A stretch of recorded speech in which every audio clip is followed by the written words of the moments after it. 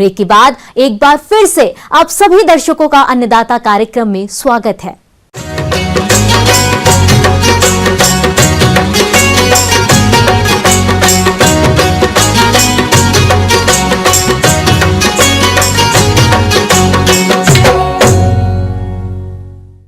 जायद में तरबूज की खेती बहुत से किसान करते हैं। फिलहाल ये फसल फूल और फल बनने की अवस्था पर है और इस अवस्था में कई प्रकार के कीट और रोग फसल को नुकसान पहुंचाते हैं, जिनकी समय रहते रोकथाम करना बेहद जरूरी है। तो इसके लिए कौन कौन से उपाय अपनाएं, जानते हैं कृषि विशेषज्ञ सुरेश कुमार यादव से।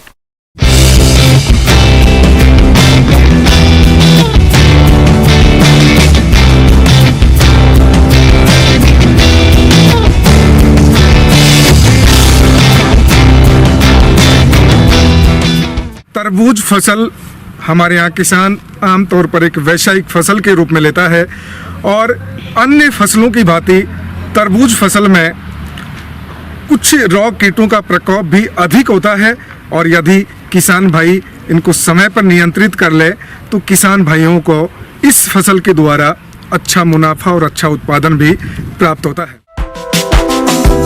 तरबूज का खाने वाला भाग देखने में काफी आकर्षक और स्वादिष्ट होने के साथ पानी से भरपूर होता है, जिसके कारण गर्मी के मौसम में इसकी अधिक मांग होती है। इसकी खेती करने से किसान अच्छा खासा मुनाफा कमाते हैं, लेकिन कभी कभी अधिक नमी रहने और उचित तापमान मिलने पर रोग और कीटों का प्रकोप अधिक हो जाता है, जिसके कारण फसल को काफी नुकसान होता है।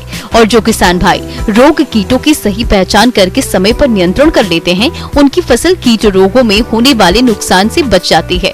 तो पहले जानते हैं तरबूज की फसल को हानि पहुंचाने वाले कीटों की पहचान और नियंत्रण के बारे में। तो इस प्रकार हम बात करते हैं सबसे पहले कीटों की। तरबूज फसल में रस चूसने वाले कीटों में एफिड, जैसिड, माइट और थ्रिप्स का मुख्यतः प्रकोप होता है। ये सभी रस चूसने वाले कीट जो तरबूज के पौधे होते हैं उनकी पत्तियों की निचली सतह पर स्थित रहकर उनका रस चूसते हैं, जिससे पौधों की वृद्धि रुक जाती है और पत्तियां टेढ़ी मेढ़ी हो जाती हैं, जिससे प्रकाश संश्लेषण की क्रिया प्रभावित होती है और पौधे अपनी उचित वृद्धि नहीं कर पाते हैं। और इस स्थिति में तरबूज फसल में उसके बाद जो फ्रूट होता है वो भी प्रभावित होता है, तो अच्छा उत्पादन प्राप्त नहीं होता है। तो रस चूसक कीटों का नियंत्रण समय रहते हुए किसान भाइयों को करना चाहिए। यदि प्रारंभिक अवस्था में इन रस चूसक कीटों का प्रकोप हो रहा है तो किसान भाइयों को नीम ऑयल 1000 ppm 5 ml पर लीटर वाटर पानी में मिलाकर छिड़काव करना चाहिए। और इन कीटों की निगरानी के लिए किसान भाइयों को पीले चिपचिपे ट्रैप्स और ब्लू जो चिपचिपे ट्रैप्स हैं अवश्य लगाने चाहिए, जिससे क्या होता है कि किसान भाइयों को पता चल सके कि रस चूसक कीटों की जनसंख्या कितनी है।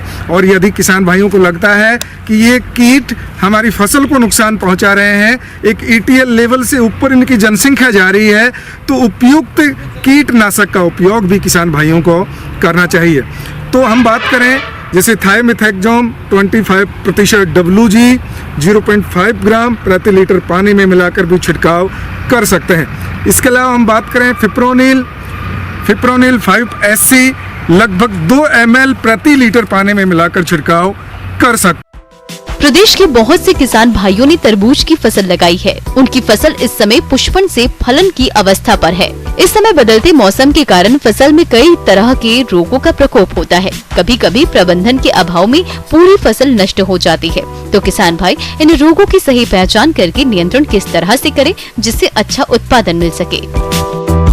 तरबूज फसल में मुख्यतः 2 या 3 रोगों का प्रकोप होता है। सबसे पहले हम बात करें तो तरबूज फसल में 4 कॉल रूट रोट का प्रकोप होता है। कई बार इसकी जड़ ब्लैक सी हो जाती है और पौधा मरने लग जाता है। उस स्थिति में भी किसान भाइयों को बहुत अधिक नुकसान होता है। तो इस रोग के नियंत्रण के लिए किसान भाइयों की उपयुक्त कवकनाशी का चयन करना चाहिए, जैसे टेबुकानाजोल 250 ml प्रति लीटर की दर से किसान भाई ड्रिप सिंचाई के माध्यम से ड्रेंच भी कर सकते हैं।